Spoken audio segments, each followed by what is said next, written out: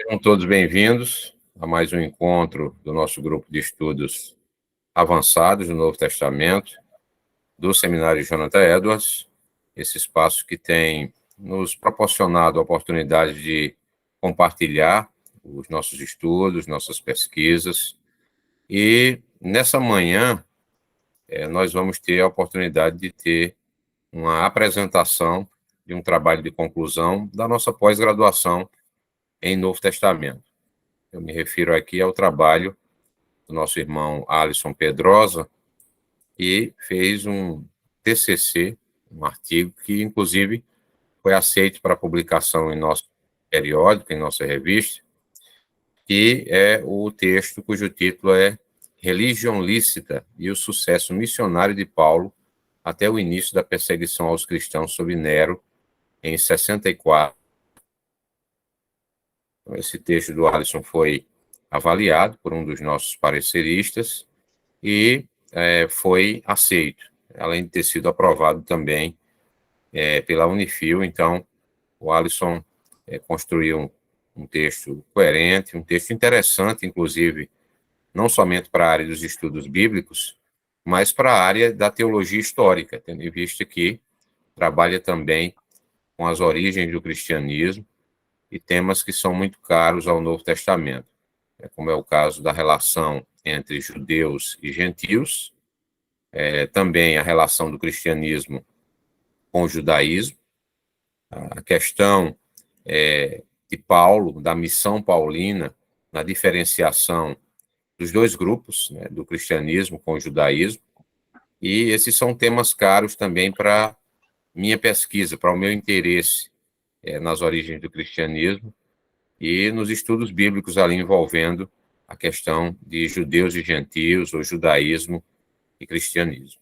Então, hoje nós teremos a oportunidade de ouvir uma apresentação do nosso irmão. Aqueles que tiveram a oportunidade de ler o texto que o Alisson compartilhou conosco já antecipadamente, vão ter um aproveitamento melhor. Eu espero que possamos, durante a apresentação dele, ou ao final da sua apresentação, de algum modo contribuir também com essa pesquisa do nosso irmão. Então, vou passar a palavra para o Alisson. Fique à vontade, Alisson. E você decide se nós fazemos intervenções durante a sua apresentação ou se nós faremos essas intervenções apenas no final da sua apresentação. Pode falar. Tá bom. Bom, pessoal, bom dia para vocês. Primeiramente, queria agradecer, né, a oportunidade aí do seminário, do professor Jairo também, de poder apresentar o TCC. Foi muito bom poder escrever, né? Eu estava até comentando com ele antes de começarmos a reunião que eu já vim estudando há muito tempo já o Novo Testamento, teologia, de forma muito autônoma, e agora resolvi dar uma profissionalizada maior nos estudos. E foi a primeira vez que eu falei assim, não, eu vou escrever realmente alguma coisa, então foi uma oportunidade boa de colocar no papel as ideias e aquilo que eu já estava dentro de mim, assim, para tentar expressar, estudar mais, né? Que é uma área muito interessante mesmo. Sintam-se à vontade para vocês fazerem as intervenções no decorrer da apresentação, não tem problema nenhum, tá? Sobre a minha carreira, assim, mais ou menos, eu sou professor, mas de biologia, né? Então, eu sou formado em biologia e já atuo como professor de biologia há 13 anos, né? E agora estou aí me aventurando na teologia e espero que vocês consigam entender aí o argumento, o desenvolvimento do trabalho, como é que foi isso, e sintam-se à vontade também para criticar depois as ideias, até porque eu mexo com muitos tópicozinhos onde existem muitos debates ao longo do trabalho, tá? Vou compartilhar minha tela aqui com vocês.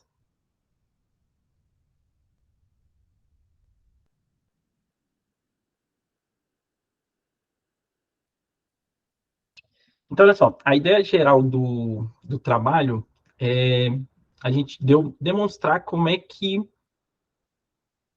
se iniciou todo o processo de perseguição contra os cristãos e como Roma lidava com novas religiões dentro do Império e se isso de alguma forma interferiu ou contribuiu para o sucesso da carreira missionária do apóstolo Paulo, tá?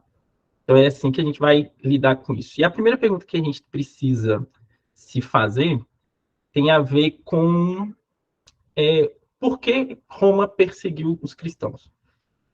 E uma resposta bem óbvia é que o cristianismo era bem diferente da religião oficial do Império Romano. O cristianismo, ele defendia a ideia de um salvador exclusivista e que tinha tanta autoridade na constituição de um reino quanto o próprio imperador.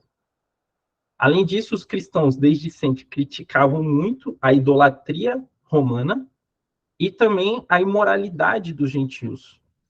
Então, era um pouco, já de certa forma, uma expectativa que o império pudesse perseguir essa religião que era tão diferente daquilo que os romanos praticavam. Tá? Agora, como que isso começou a acontecer? A partir de que momento essa perseguição teve início?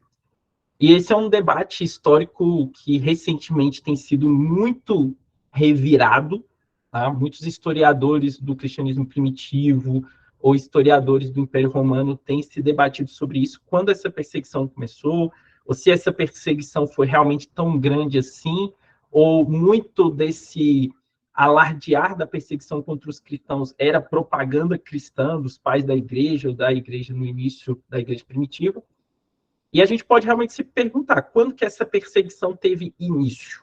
Tá? Será que foi logo no começo, quando os cristãos já começaram, quando Jesus já começou a pregar, e o fato de Jesus ter morrido crucificado, que era uma metodologia de pena de morte romana, isso já era perseguição contra os cristãos? Ou será que essa perseguição veio mais tarde, a partir de uma introdução maior do culto ao imperador com Domiciano? Ou já foi no segundo ou no terceiro século? Então, a gente realmente precisa se fazer essa pergunta. Quando essa perseguição teve início? E isso nos leva a uma segunda pergunta, que é por quanto tempo o paganismo romano, então, tolerou o cristianismo? Né? Será que os romanos já eram intolerantes ao cristianismo logo de cara, logo no início da religião cristã? Ou isso foi se desenvolvendo e essa intolerância aumentando até o patamar da perseguição? Então, é algo que a gente precisa também se perguntar. E muitos têm, vamos dizer assim, na memória coletiva do cristianismo, a imagem do imperador Nero como sendo aquele que deu início ao processo de perseguição.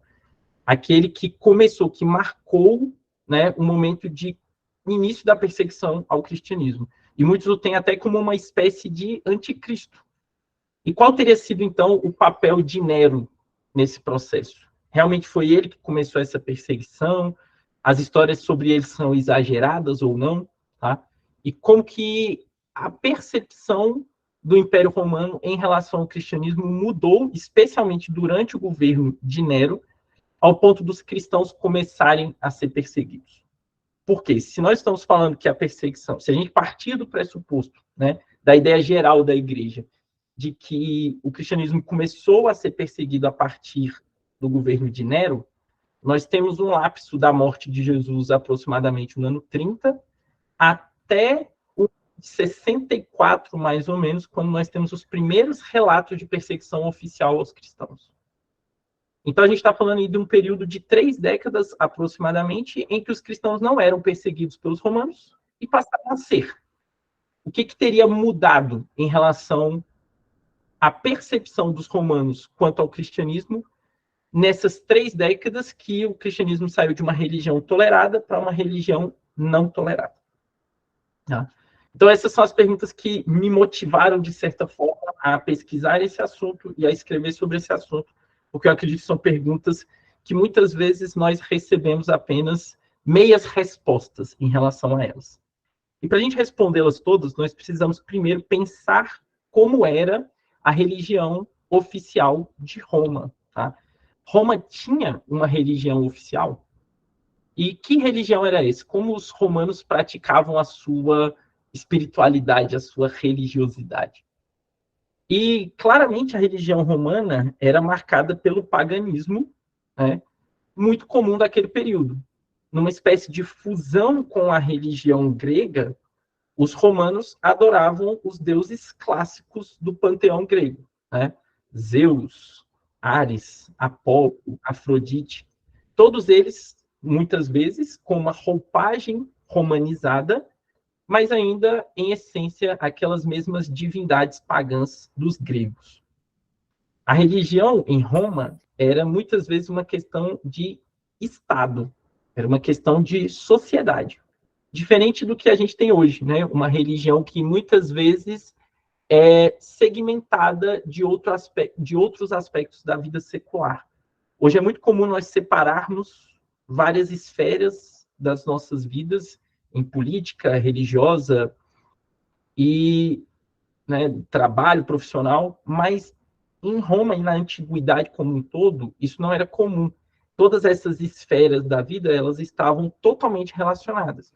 E a religião permeava todos os aspectos da vida social, inclusive o trabalho e inclusive o aspecto político. Então, para os romanos, a religião era uma questão de Estado, a adoração aos deuses, ela estava muito relacionada ao desenvolvimento da própria sociedade e aquilo que os historiadores costumam chamar de pax deorum.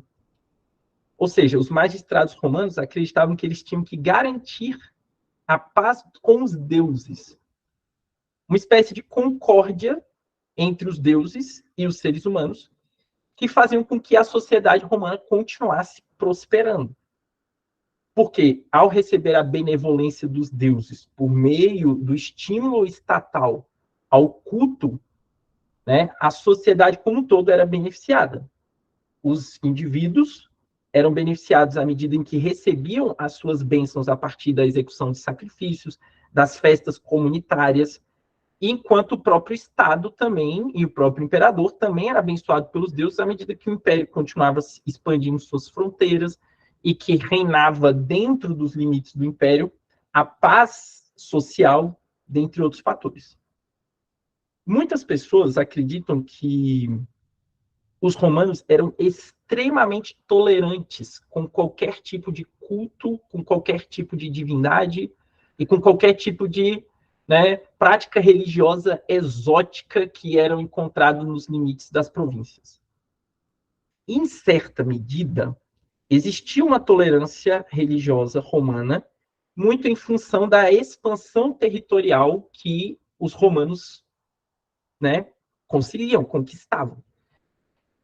Desde quando Roma era uma república, ela já tinha um anseio, né, territorial expansionista muito grande. E à medida que um determinado grupo de pessoas começam a incorporar novos povos à sua organização social e política, esses novos povos vão trazendo seus costumes, vão trazendo sua religião, vão trazendo seus deuses para dentro do império, para dentro dos limites do império. E, obviamente, os magistrados romanos eles vão ter que lidar com essas novas religiões, eles vão ter que lidar com essas novas culturas que estão sendo trazidas. Né? O fluxo de escravos também para dentro da própria cidade de Roma, com novas religiões, era muito grande. Então, a expansão territorial fazia com que Roma, de fato, tivesse que ter uma tolerância religiosa grande quando comparado com outras civilizações, talvez, do mundo antigo. Mas, ao mesmo tempo, a gente não pode pensar que essa tolerância era uma tolerância igual é a tolerância religiosa defendida por muitas pessoas atualmente, do tipo, cada um de fato tem a sua religião e tudo mais. Não era muito isso. Essa tolerância estava vinculada à necessidade de manutenção da paz nas províncias e à própria segurança do Estado. Se o Estado sai proibindo todos os cultos, todas as religiões desses outros povos, a probabilidade de rebeliões, de problemas dentro dos limites do império, com certeza seria muito grande. Então, Roma não podia se dar a este luxo.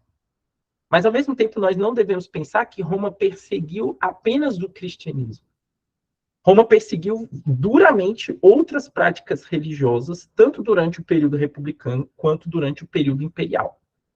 Eu não vou me estender muito nisso, porque existem estudos específicos sobre como Roma perseguiu outras religiões, além do cristianismo. Mas, para citar alguns exemplos, nós temos o druidismo, a bacanalha, né, o culto de Ísis, que durante um período foi perseguido e depois começou a ser uma prática religiosa aceita, até mesmo a incorporação da deusa Cibele, que tinha sacerdotes castrados, no início era muito vista como uma prática religiosa muito estranha e que foi proibida em Roma. Depois os romanos incorporaram essa deusa ao seu panteão, mas proibiram os cidadãos romanos de praticarem a castração na adoração a Cibele. Tá? Então existiram outras práticas religiosas que foram perseguidas, que foram proibidas dentro do Império. E quais eram as características que essas religiões tinham em comum para serem proibidas? Via de regra, elas tinham práticas religiosas muito distintas daquelas que eram praticadas em Roma, né, formas de culto, formas de adoração muito diferentes, ou até mesmo formas de iniciação religiosa. A pessoa, para poder entrar naquela religião, tinha que praticar alguma coisa muito estranha, que não era comum à religião romana. Isso é o caso do druidismo, por exemplo, onde é relatado casos de sacrifícios humanos, tá? Coisa que aconteceu também com o culto a Baal, que em muitas províncias romanas, principalmente na África, acabou sendo proibida também justamente por envolver sacrifícios até mesmo de crianças. Então, para Roma, isso era estranho. Então, essas práticas acabaram sendo proibidas, né? E depois o cristianismo entrou na lista, como também uma religião proibida. Agora, o termo religio lícita, ele provavelmente foi cunhado por esse cidadão que está aí na imagem, Tertuliano de Cartago. O Tertuliano, ele escreveu um livro chamado Apologia, no ano de 197 depois de Cristo, e durante um período em que o cristianismo estava sendo duramente perseguido. E ele usou esta expressão religio lícita para denotar a tolerância religiosa que Roma tinha em relação ao judaísmo. O propósito, a finalidade do livro dele era justamente demonstrar aos magistrados romanos que a religião cristã deveria ser tolerada no Império da mesma forma que o judaísmo era tolerado. Essa era a finalidade do livro dele. E ele usou esse termo religiolista para se referir à religião judaica, falando que a religião judaica era uma religião lícita, ou uma religião tolerada no Império, e que o cristianismo deveria gozar desta prerrogativa também. Mais tarde, né, na modernidade recentemente, muitos estudiosos, a partir desses escritos de Tertuliano, foram levados a crer que o termo religio lícita era uma nomenclatura oficial no Império. Ou seja, que os magistrados romanos atribuiriam às diversas religiões estrangeiras alcunha de religião lícita ou ilícita. Então, quando uma nova religião era introduzida nos limites do Império, o Império deveria autorizar ou não, formalmente, talvez até mesmo por meio de escritos, documentos oficiais, o Império deveria autorizar ou não a prática daquela religião. Então, durante muito tempo, algumas pessoas acreditaram nisso, que existia essa categoria de religião lícita e de religião ilícita formal no direito romano. As evidências não apontam muito para isso, tá? E não se sabe, não existe nenhum documento que comprove que existiria essa formalidade no termo religião lícita. E que se os magistrados romanos aplicavam isso realmente, autorizavam ou não determinadas religiões, tá? Difícil dizer isso, mas provavelmente não. Provavelmente esse já foi um termo mais utilizado já no final, a partir do 3º século, mais ou menos, tá? E para o nosso contexto do 1º século, nós vamos usar religio lícita não como um termo formal do direito romano, mas apenas como uma tolerância passiva do Império em relação a uma religião. Então, uma determinada religião era introduzida, e se Roma não perseguisse aquela religião, se Roma não proibisse diretamente aquela religião, então ela será considerada que na nossa apresentação como uma religião lícita, ok? E cabe, então, a gente voltar ao argumento do Tertuliano e pensarmos o seguinte: por que que o cristianismo foi considerado uma religião não tolerada a partir de um determinado momento, mas o judaísmo permaneceu como uma religião lícita, uma religião tolerada, desde os primeiros contatos com os romanos até o reinado de Justiniano, já no final, já na derrocada do Império Romano? Por que que o judaísmo gozou dessa prerrogativa de religião lícita? Será que teve algum momento em que o judaísmo foi perseguido? Ou será que não? Né? E por que que o judaísmo especificamente, mesmo sendo uma religião com práticas extremamente distintas da religião romana, permaneceu como uma religião tolerada? Porque se a gente fizer uma análise do judaísmo, o judaísmo guardava o sábado, o que limitava muito, né, até mesmo ações judiciais, processos, cobrança de impostos dos judeus em dias de sábado. O judaísmo tinha uma regra religiosa extremamente fixa, extremamente rigorosa, que era a Torá, condenava drasticamente a imoralidade e a idolatria pagã romana. Por que que o judaísmo não foi perseguido, então? Como que o judaísmo adquiriu esse status de religião lícita? E a história do judaísmo com Roma, ela data já de muito tempo atrás, durante o início do período dos Asmoneus. O livro de 1 Macabeus mostra Judas Macabeus encarregando Eleazar e Epolumeno a constituir uma embaixada para tratar de assuntos com Roma. Isso enquanto Roma ainda era uma república. Os macabeus tentaram estabelecer uma aliança com os romanos para que eles tivessem uma proteção de um Estado suzerano em relação ao império dos gregos seleucidas, que tanto importunavam a Judéia naquele período. E esse foi o primeiro momento de contato, né, dos judeus com os romanos, enquanto Roma ainda estava ali numa espécie de ascensão territorial e política no Mediterrâneo. O que acontece depois disso, muitos anos depois, é que um famosíssimo general romano, chamado Pompeu, que é esse que está na imagem, ele foi incumbido de livrar os mares do Mediterrâneo da pirataria.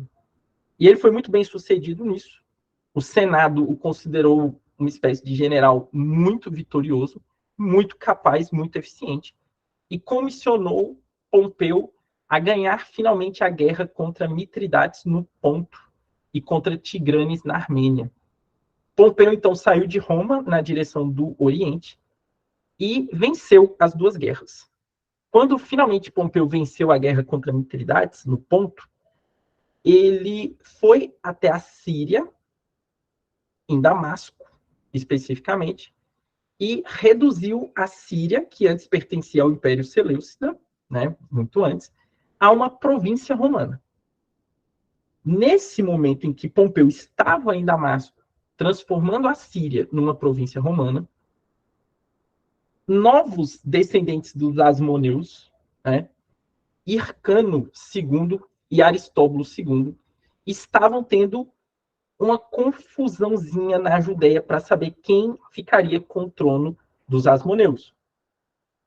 E todos eles enviam embaixadas a Pompeu solicitando ajuda a Pompeu que resolvesse finalmente o problema. E Pompeu vê nisso uma oportunidade para também dar conta dessa situação na Judéia. E é nesse contexto que Pompeu sai de Damasco e invade a Judéia e invade Jerusalém. Um pessimista, vamos dizer assim, Hircano II, abre os portões de Jerusalém e deixa os soldados romanos entrarem, e Pompeu conquista, sem muito esforço, as forças asmoneias em Jerusalém, e também transforma a Judeia numa religião vinculada ao Império Romano, só que não uma província propriamente dita, ainda não nesse período, mas uma espécie de território vinculado à província da Síria.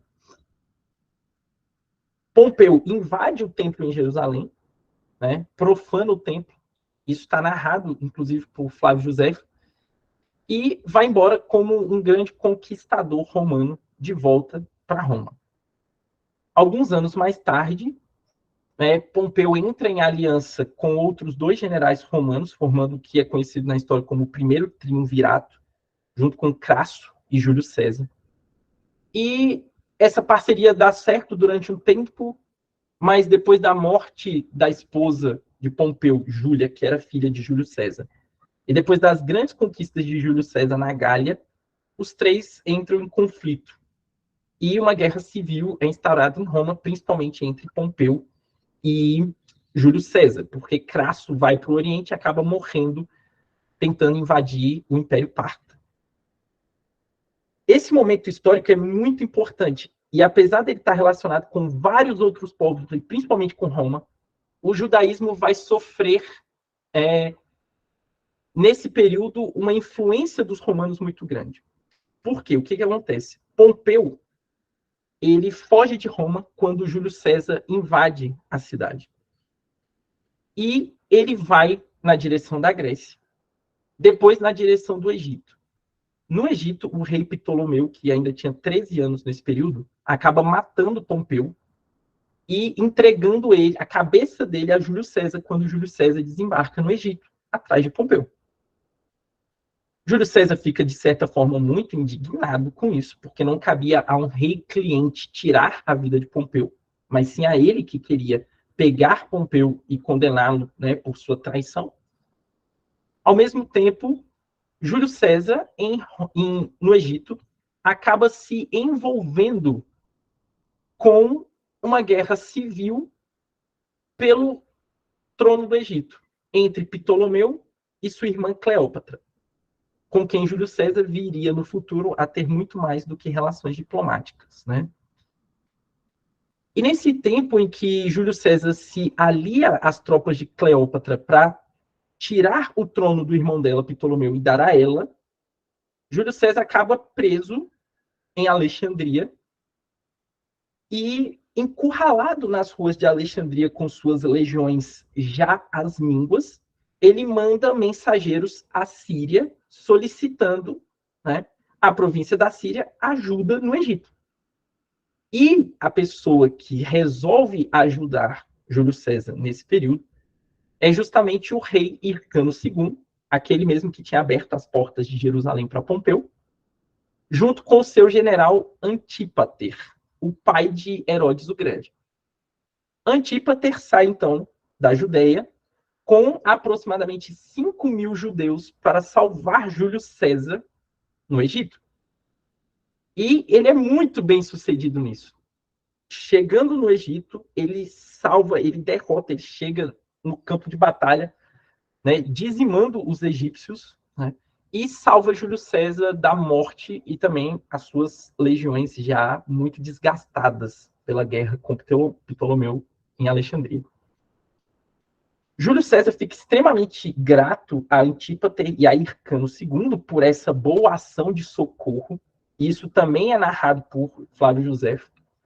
E o José faz muita questão de enfatizar isso, que Júlio César realmente ficou muito grato e concedeu aos judeus, por conta dessa atitude heróica de Antípater e Hircano II, várias prerrogativas, vários benefícios que outros povos não tinham em relação a Roma. Lembrando que Roma, nesse período, ainda não é um império. Roma ainda é uma república. Mas Júlio César é eleito logo após a vitória contra Pompeu, ditador romano. E confere, como forma de gratidão aos judeus, uma série de privilégios que a maioria dos outros povos não tinham. Como, por exemplo, a prerrogativa de culto. Os judeus poderiam se associar e continuar cultuando o seu Deus no templo em Jerusalém. Eles tiveram uma redução drástica dos impostos que eles deveriam pagar a Roma, e eles mantiveram até mesmo na diáspora a prerrogativa, o direito de associação nas sinagogas. Durante vários períodos da história romana, os direitos de associação eles eram suspensos. mas não há evidências de que os direitos de associação dos judeus nas sinagogas tenham sido suspensos. E os romanos também permitiram que os judeus sacrificassem não ao imperador, mas sacrificassem a Yahvé em prol do imperador. Isso é importante, porque eles não precisavam adorar ao imperador ou a deuses romanos. Eles poderiam continuar adorando o seu próprio Deus, mas, né, suplicando ao seu próprio Deus em favor do Império Romano, em favor, especificamente, inicialmente, da figura de Júlio César e mais tarde, depois, da figura dos imperadores. Essas são apenas algumas benesses concedidas por Júlio César aos judeus nesse período, dentre várias outras que eu listo no artigo, mas não compensa a gente exagerar demasiadamente agora. O que eu quero que vocês entendam é que justamente foi nesse contexto em que os judeus salvam Júlio César da derrota contra os egípcios que surge o judaísmo como uma religião lícita para o Império Romano. Então, como foi que os judeus se tornaram uma religião tolerada diante do Império Romano? Foi a partir desta atitude heróica dos judeus em relação a Júlio César. Como Júlio César viria a se tornar a figura talvez mais importante, mais idolatrada do Império Romano, os demais imperadores das dinastias Júlio-Claudianas, tá, e Flavianas, após a morte de César, estenderam os mesmos benefícios aos judeus.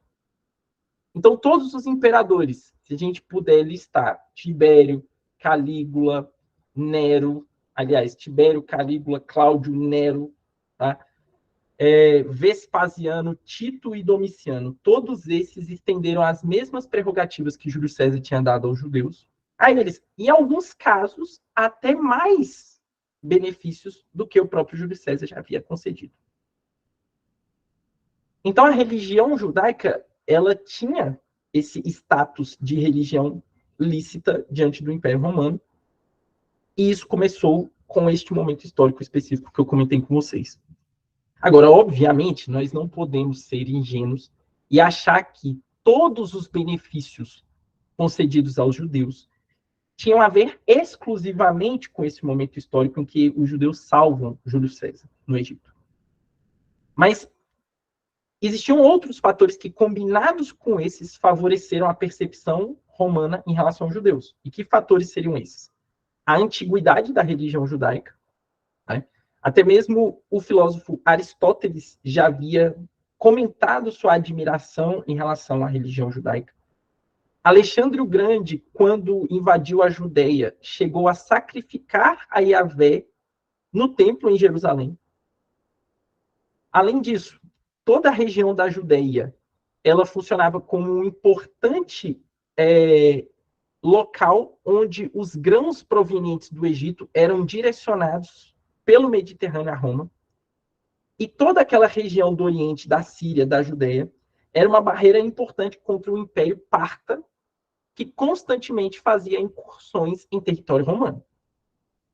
E, por último, manter os judeus ocupados com a religião deles era uma forma de domar os judeus, que eram um povo constantemente em rebelião contra seus dominadores. O histórico dos judeus com os macabeus e como eles conseguiram se livrar do Império Grego-Seleucida ainda estava presente na memória dos romanos e tinha que ser levado isso em consideração. Mesmo depois da revolta judaica de 66, né, que foi esmagada por Tito e Vespasiano após a destruição do templo em 70, ainda assim, os judeus continuaram tendo a prerrogativa de religião lícita diante de Roma, tá? Mesmo depois da rebelião. Agora, o que o judaísmo tem a ver com o cristianismo? Porque a nossa pergunta nesse trabalho é justamente por que os cristãos foram perseguidos. E por que eles foram perseguidos a partir de um momento específico da história. O cristianismo ele surgiu na percepção dos romanos O seminário levantou a mão. Pode perguntar. Sou eu, Alisson. Pode falar. A tua apresentação está fluindo muito bem, mas eu vou fazer essa intervenção porque pode ser que você não volte a esse tópico mais. Então, já que você vai mudar aí, falar da relação entre cristianismo e judaísmo, é o seguinte, numa das suas perguntas, ou numa das perguntas que guiam, né, o teu trabalho, você parte da premissa de que o judaísmo nunca foi perseguido pelo Império Romano, correto?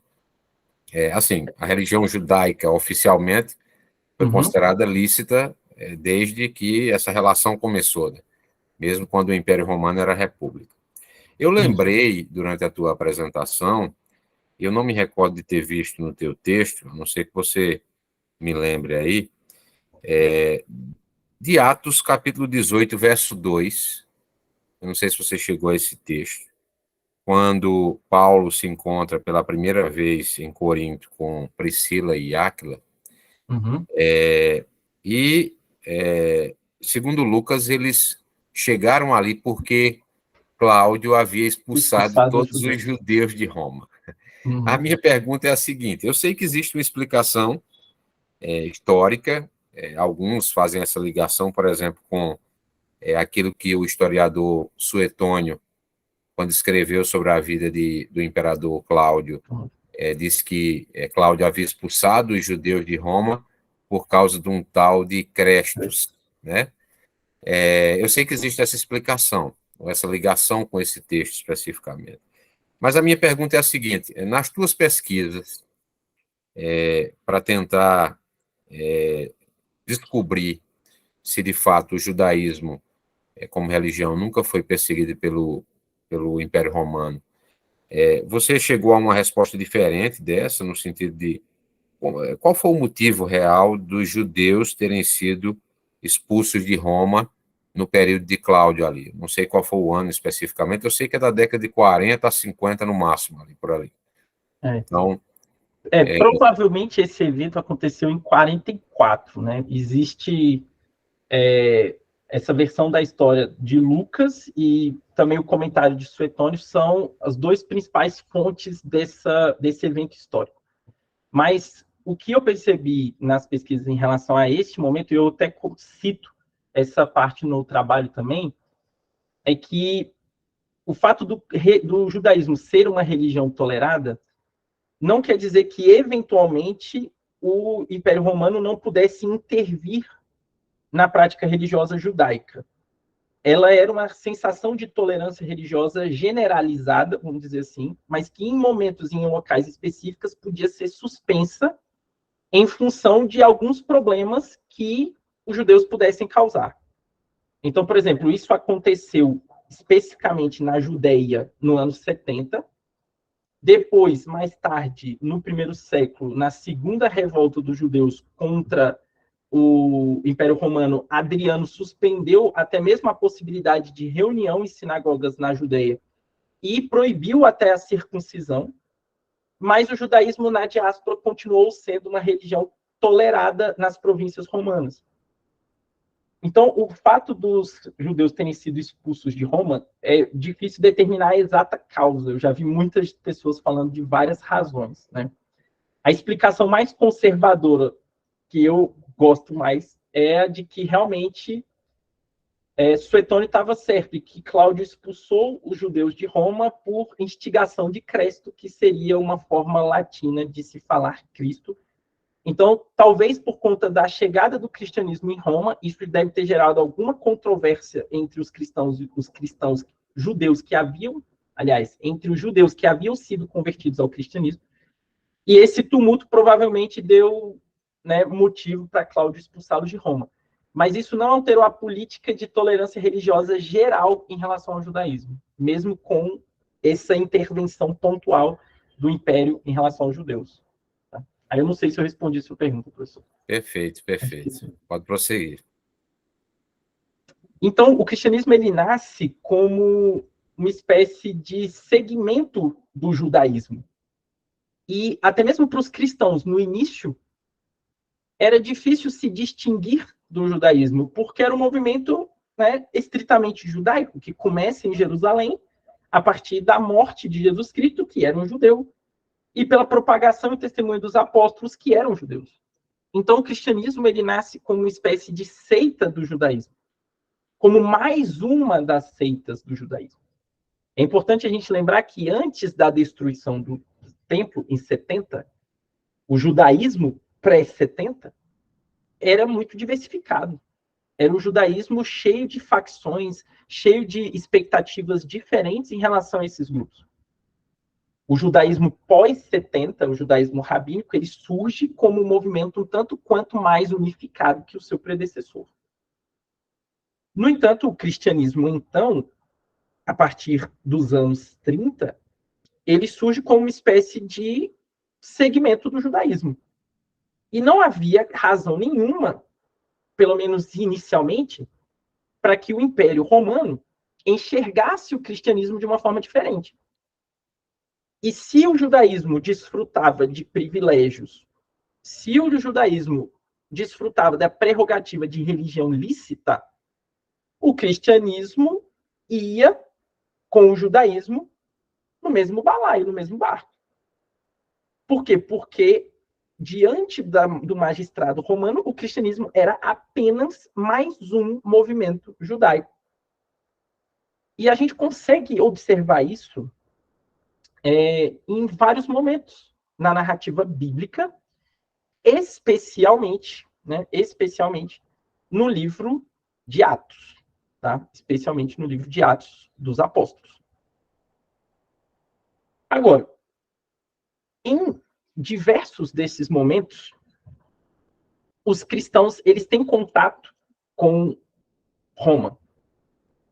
E isso acontece principalmente com o apóstolo dos gentios, Paulo. E é aqui que começa a se encaixar as coisas, principalmente em relação ao título do trabalho. Paulo foi o maior missionário do primeiro século e levou o cristianismo aos limites do império por diversas províncias romanas, diversas cidades, e tinha a intenção de prosseguir até o Ocidente, chegando à Espanha, talvez à Gália, não se sabe, mas Paulo tinha um desejo missionário muito grande e percorreu o Império Romano, levando a mensagem de Jesus Cristo para várias cidades. E muito do sucesso de Paulo, obviamente, está atrelado à sua própria personalidade, às suas qualidades como apóstolo, como intelectual, como pastor. Muitos desse sucesso está associado à infraestrutura que o Império havia construído, pela qual os cristãos passaram pelas estradas, pelos navios, e foram disseminando a mensagem do Evangelho.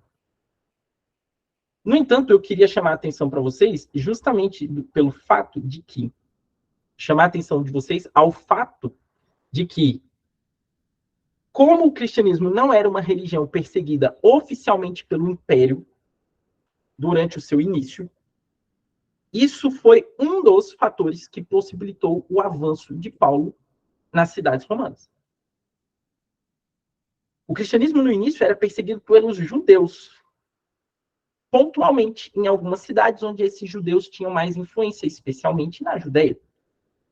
Mas o fato do cristianismo ser visto como uma religião, como um segmento do judaísmo, camuflou o cristianismo diante dos olhos imperiais e permitiu com que o cristianismo se disseminasse muito rapidamente no território do império.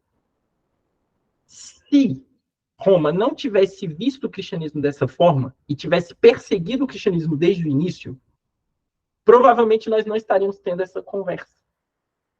Porque muitas vezes a gente repete algumas frases que são interessantes e têm suas verdades, como a frase de Tertuliano, de que o sangue dos mártires é a semente da igreja. Mas isso só é verdade a partir de um contexto histórico específico. Porque quando o sangue dos mártires se tornou a semente da igreja, a igreja já estava muito bem consolidada e a igreja já estava espalhada por todo o Império Romano. Se o Império Romano tivesse perseguido o cristianismo no início, no berço, provavelmente as coisas teriam tomado outro rumo. Agora, graças a Deus por sua providência, que permitiu a expansão do cristianismo numa velocidade muito grande logo no início, muito em função do apóstolo Paulo, com certeza.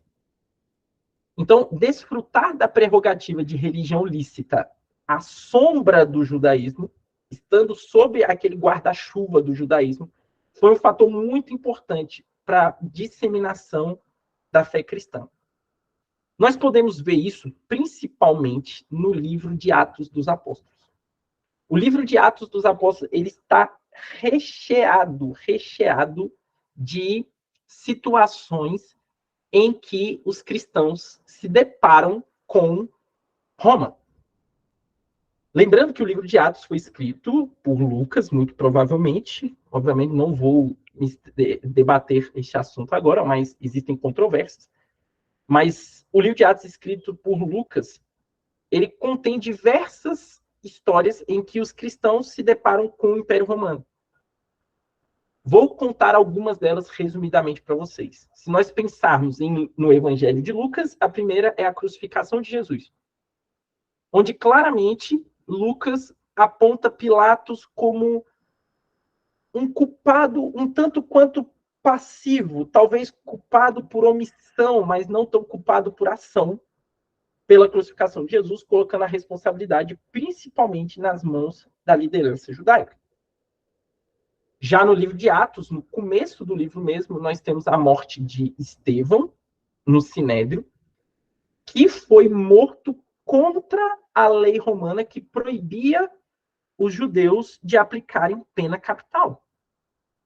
E sabemos, por meio de Flávio Joséfo, depois, que o sumo sacerdote Caifás foi punido por essa ação contra Estevão, provavelmente, anos mais tarde. Ainda no livro de Atos, nós temos em Atos 13 a conversão de um procônsul romano ao cristianismo, o procônsul Sérgio Paulo. Depois disso, nós temos acusações contra Paulo em Corinto, em que judeus amotinados levantam uma série de discussões e levam Paulo ao tribunal levam Paulo ao tribunal de Gálio. Né? E Gálio responde que não vai ser juiz dessas coisas, porque claramente aquelas coisas se tratam de discussões internas dos judeus.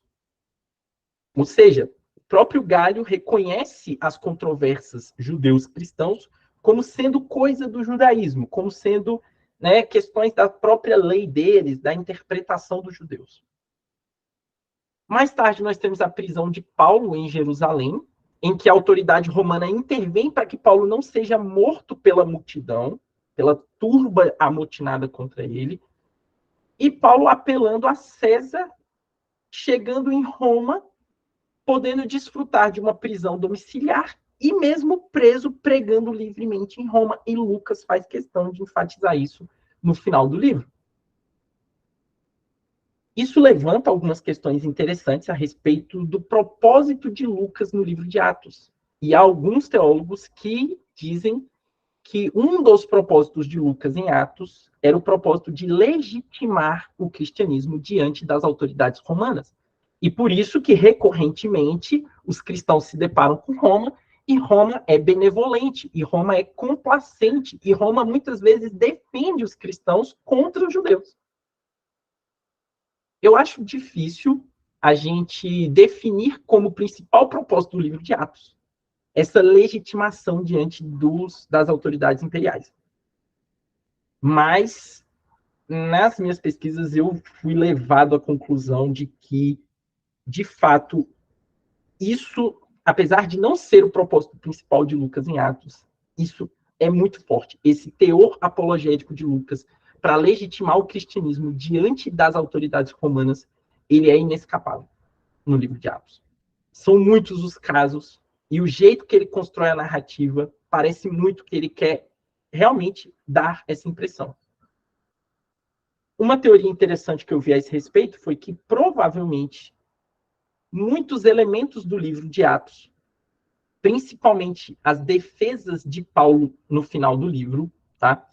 Elas constituem uma espécie de tentativa, uma espécie de documento, melhor dizendo, para ser apresentado no julgamento de Paulo em Roma.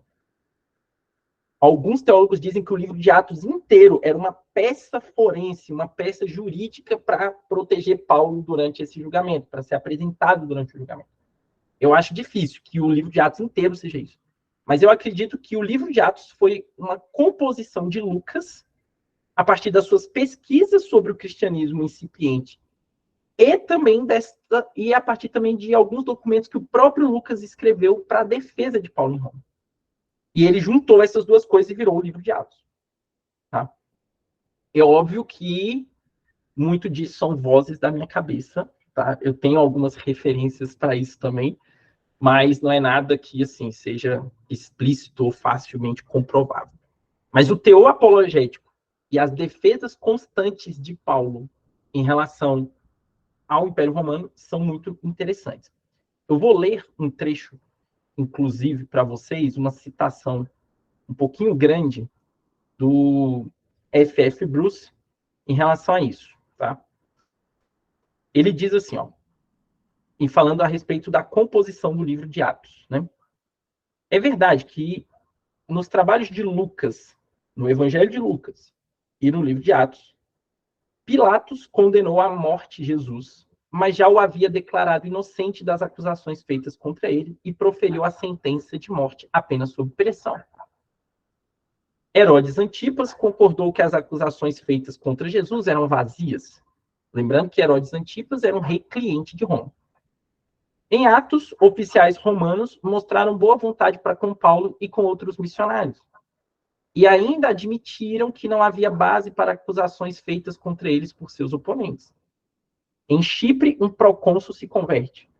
Em Filipos, uma colônia romana, os magistrados pedem desculpas a Paulo e Silas por seu espancamento e por suas prisões ilegais. Em Corinto, o procônsul da Acaia, Gálio, afirma que as acusações feitas contra Paulo pelos judeus se relacionam a disputas internas do judaísmo e declara inocente Paulo de qualquer ofensa contra a lei romana. Em Éfeso, cidadãos proeminentes da província da Ásia mostram-se amigos de Paulo e o principal executivo da administração da cidade o absolve e a seus associados de qualquer sacrilégio público contra o império. Nas Judeias, os procuradores Félix e Festus sucessivamente não encontram substância nas acusações feitas contra Paulo pelo Sinédrio. O rei Agripa II, cliente romano, concorda com Festo que Paulo não fez nada que merecesse morte ou prisão e que poderia ter sido dispensado no local se não tivesse apelado a César. E quando é levado finalmente a Roma, para que seja ouvido, Paulo ocupa o seu tempo pregando o evangelho ali por 2 anos, sob vigilância constante, no entanto, sem qualquer tentativa de impedi-lo. Então, realmente, tudo parece indicar que essa narrativa de Atos estava tentando mostrar para Roma, provavelmente no julgamento de Paulo, que o cristianismo deveria desfrutar da prerrogativa de religião tolerada diante do Império Romano. Então, talvez fosse intenção de Lucas demonstrar isso durante o julgamento de Paulo. Eu poderia ir até mais longe e afirmar que, provavelmente, essa foi uma das razões que levou Paulo a solicitar uma audiência diante do imperador. E por que eu digo isso? Paulo, ele sabia que não existia consistência nas acusações contra ele feita pelo Sinédrio na ocasião da sua prisão em Jerusalém. E que provavelmente ele seria solto em breve.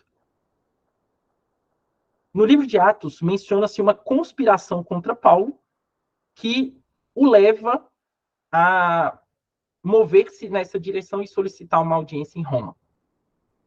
Mas a gente pensaria muito mal a respeito do apóstolo Paulo se a gente fizesse a suposição de que o seu único objetivo em ir para Roma seria a preservação da sua integridade física. Ele já tinha demonstrado que estava disposto a sofrer pelo evangelho até com a própria vida. Então, a preservação da sua vida não seria a única ou a principal motivação que o levou a pedir uma audiência com o imperador.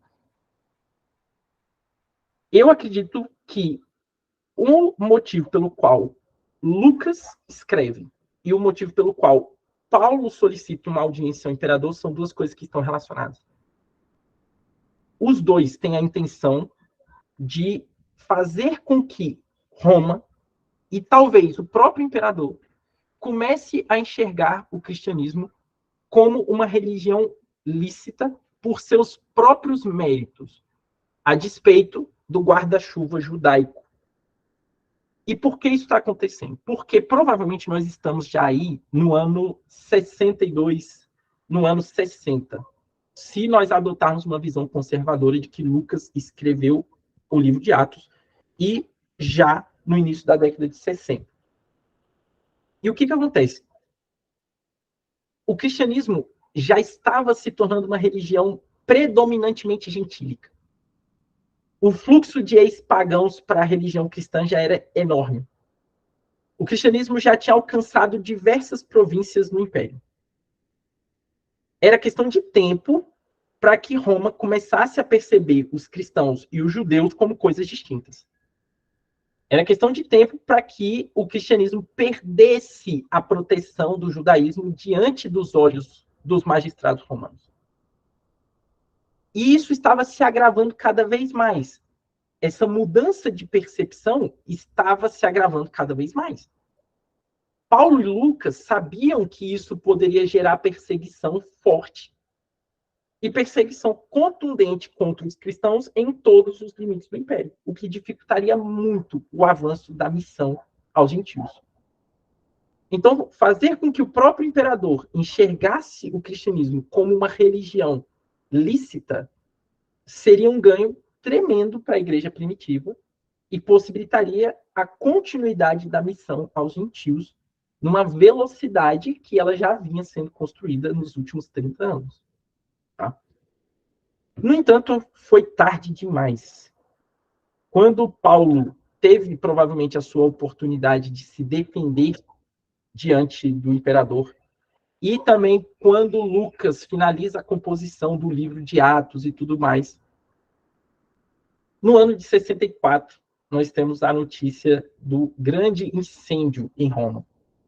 E, a partir daí, o imperador Nero, que provavelmente não colocou fogo em Roma, né? Mas surgiu este mito contra ele, surgiu esta acusação contra ele, e no seu afã de achar alguém a quem pudesse culpar e tirar o dedo da reta, resolve usar os cristãos como bode expiatório. E essa informação nos é trazida não por historiadores cristãos, mas pelos próprios historiadores romanos. A principal fonte histórica desta afirmação que eu acabei de fazer é o historiador romano Tácito. Então, Nero resolveu usar os cristãos como bode expiatório e deu início ao processo de perseguição. Muito pontual, cabe-se ressaltar que esse processo de perseguição inicial feito por Nero não foi um processo de perseguição generalizada aos cristãos em todo o território romano, mas sim muito pontual na cidade de Roma, pela razão dos cristãos terem sido acusados do grande incêndio, e Nero precisar de alguém para culpar, para acalmar os ânimos dos cidadãos romanos. Então, talvez a ideia de Paulo e de Lucas em legitimar o cristianismo como uma religião lícita diante do Império Romano não funcionou. E a perseguição de Nero abriu o precedente histórico-político que mais tarde outros imperadores usariam para atuar agora sim de forma generalizada e de forma muito consistente contra os cristãos. Tá? Eu posso concluir então, meus irmãos, que a providência de Deus guiou a história, obviamente, para que o cristianismo tivesse um respiro em relação às autoridades oficiais durante o seu início. Os cristãos desfrutaram aí de 3 décadas para espalhar a mensagem do evangelho pelo Império Romano, sem sofrerem perseguições pelo governo imperial. Os cristãos sofreram, sim, perseguições pontuais por autoridades judaicas, principalmente, mas não sofreu perseguição durante esses primeiros 30 anos pelo Império Romano. Isso deu fôlego, proporcionou crescimento, isso proporcionou substância, isso proporcionou paz durante o período para que, quando a perseguição começasse e fosse mais contundente, aí sim já não havia mais como parar o avanço do evangelho, já não tinha mais como conter a mensagem cristã, porque ela já havia se instalado nas principais províncias do império. A igreja já estava em franco crescimento. A transição do cristianismo de um movimento judaico para uma religião em si mesma já havia sido consolidada. O cristianismo já era uma religião muito mais gentílica do que judaica nesse período também. E isso proporcionou com que a igreja suportasse os grandes momentos de perseguição, principalmente no segundo e no terceiro século da era cristã. Espero que vocês tenham entendido e, se tiver dúvidas, estou à disposição. Perfeito, Alisson. Eu, em primeiro lugar, quero parabenizá-lo pela apresentação, foi muito boa, muito didática e esclarecedora. Nos deu um quadro geral do teu argumento, que é muito bom. E as únicas observações que eu tenho são referentes às referências bibliográficas. Na verdade, são duas dicas para refinar, talvez, e melhorar ainda mais o teu texto ou a tua pesquisa, se você for continuar explorando isso. Você falou um pouco da religião romana, e falou pouco na apresentação. Eu senti falta de... Eu sei que há muitos textos especializados sobre a religião romana, de uma forma geral, mas um texto sintético que talvez seja utilizável num artigo, por conta das dimensões, né, do artigo, é o texto do André Heinck, Os Outros da Bíblia. Tem um capítulo lá sobre o Império Romano, e tem um tópico muito bom sobre a religião romana. Ele explora bem isso em 3 ou 4 tópicos, falando da religião oficial, da religião nular, do sincretismo religioso, das religiões de mistério. Então, eu acho que é válido para quem quer também se aprofundar um pouco e conhecer as referências, porque ele cita, como historiador, que muitas referências relacionadas à história da religião no Império Romano, que eu penso que vale a pena você dar uma olhada depois.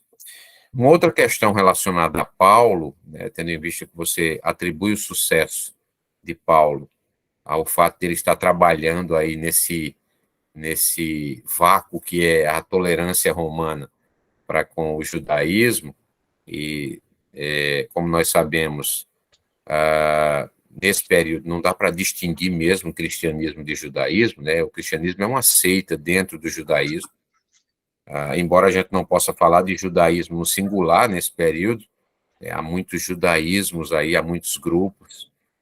Isso também explica, eu penso, aquela parte em que você, quando me respondeu ao meu questionamento, isso explica o fato de que Roma poderia ser dura com diversos grupos dentro do judaísmo e não ser contra o judaísmo de uma forma geral, né? Então, grupos como os zelotas, por exemplo, poderiam ser reprimidos e não serem necessariamente identificados como sendo da religião oficial do judaísmo, podemos dizer assim, né, ou majoritária do judaísmo.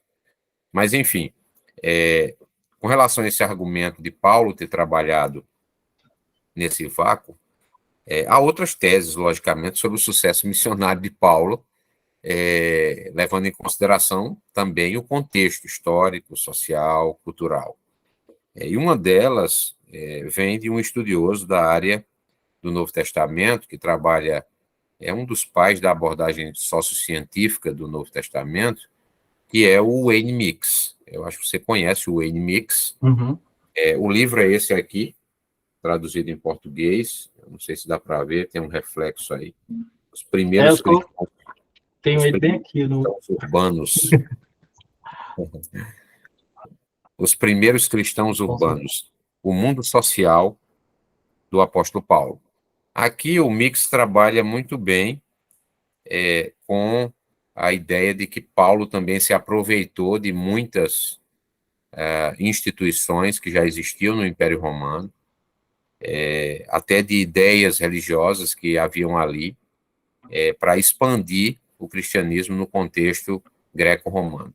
Então, é uma dica que eu penso que vai enriquecer o teu trabalho, o trabalho do Mix de uma forma geral. Ele é uma escola do Novo Testamento que tem trabalhado justamente com essa temática aí também. Então, eu só tenho essas observações a fazer e, mais uma vez, parabenizá-lo pela apresentação, pelo texto. Eu penso que a publicação da revista deve sair na próxima semana, nos próximos dias, e esse texto vai ser muito bom para quem estuda esse período também. Mais alguém tem algum questionamento aí? Nós tivemos até um bom número na hora da tua apresentação, tivemos aí cerca de 18, oscilou um pouco, mas foi isso. Normalmente são esses números aí, nós chegamos a 30 às vezes, de participação no grupo de estudos quando temos algum encontro. O Geraldo quer fazer uma observação ou uma pergunta. Pode falar, meu irmão.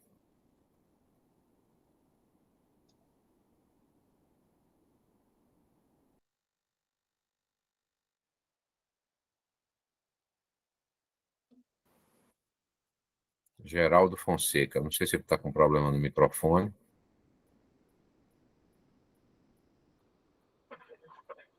Agora sim.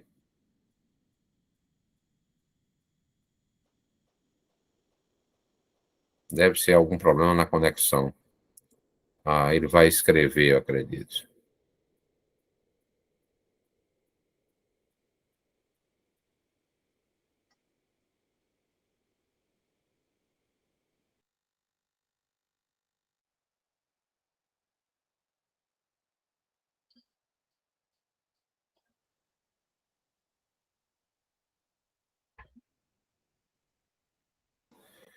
Ele está com problema no microfone. Então, se quiser escrever, Geraldo, pode escrever que eu leio a sua pergunta aqui ou observação.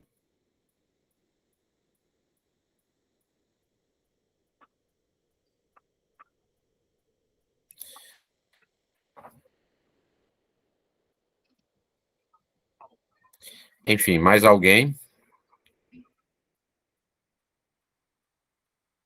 Sim, vamos lá. Temos a pergunta do Geraldo aí. Mas sobre as perseguições feitas aos essênios, que também eram uma seita judaica, essa perseguição foi feita pelo Império Romano? Você leu algo sobre isso, Alisson? Sim. Então, assim, os essênios, eles tinham algumas práticas, né? Principalmente se nós considerarmos que a comunidade Qumran era uma comunidade essênica, tá? Eles eram um movimento pequeno, digamos assim, se comparado com outros movimentos dentro do judaísmo. E muitos deles ficavam pingando de cidade em cidade, coisa assim. A comunidade Qumran, ela teve uma durabilidade muito grande. O que acontece é que eles começaram a ser perseguidos também, mais em função da revolta dos judeus, dos zelotes, a partir do ano 66. Tá? Foi quando Roma invadiu Jerusalém, meteu o louco lá, destruiu tudo na Judeia, que a comunidade Qumran provavelmente também achou seu fim. Mas ela já perdurava mais de 100 anos antes disso. Então, foi mais uma perseguição, vamos dizer assim, como eu poderia dizer? Foi mais um abafamento de uma rebelião, porque após a destruição de Jerusalém, muitos zelotes fugiram para regiões desérticas ou para outras fortalezas, como Massada e tudo mais, e ficou ainda dando problema para Roma, né, com pequenos movimentos, com pequenos grupos rebeldes ainda em algumas localidades. Tá? Então, não foi uma perseguição instaurada contra o judaísmo, como o professor Jair falou também, mas sim algo muito pontual contra grupos judeus insurgentes.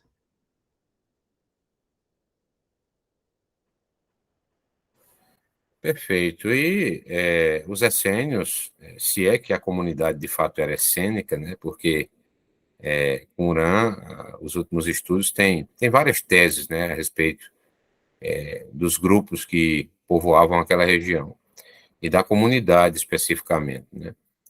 Alguns vão dizer que eram outros, ou não somente essênicos, mas outros grupos que estavam ali naquela mesma comunidade. E eles não eram bem vistos pela religião oficial, pelo templo, por exemplo, né? Uhum. Então, talvez os próprios judeus hostilizassem os que faziam parte da comunidade essênica e eles mesmos hostilizassem os judeus. Então, não era só uma perseguição oficial, digamos assim, por parte do império. Mas, enfim, acredito que a resposta foi dada. Bem, se não temos mais algum questionamento, sim, o Geraldo disse que temos alguns historiadores que disseram que João Batista era essênio também, e também era perseguido. De fato, tem essas teses, sim. Então, tem uma tese que diz que, na verdade, os habitantes da comunidade eram enóquicos, judeus enóquicos, não eram essênios. Um grande escola também do Novo Testamento, o Gabriele Boccaccini, escreveu uma obra que está publicada em português também, sobre a tese, é a tese dele, acredito, sobre Qumran e o judaísmo enóquico, algo assim. Já li esse texto há um tempo atrás, não lembro direito o título, mas é uma obra que vale a pena também para entender esse contexto aí, a pluralidade desse contexto. Enfim, estamos chegando ao final de mais um encontro. Eu quero agradecer a vocês que participaram, agradecer mais uma vez ao Alisson pela excelente apresentação e dizer que em breve essa gravação estará disponível no canal do seminário, como sempre fazemos, e eu vou compartilhar o link no grupo com todos aqueles que não tiveram oportunidade de participar ao vivo. Alisson, pode se despedir aí. Gente, é isso. Mais uma vez, obrigado aí pela oportunidade de apresentar o trabalho. Obrigado aí, professor Jair, pelas considerações bibliográficas. Eu li o livro do Hayek depois que eu fiz o artigo. Aí acabou que eu não incluí ele na bibliografia, mas eu quero aprofundar ainda um pouco mais esse tema agora no mestrado, continuar nessa área de história do Novo Testamento e espero contribuir mais aí com o seminário, né, com os colegas e tudo mais. É isso. Ok. Deus abençoe, meus irmãos. Nos encontramos aí no próximo encontro. Valeu.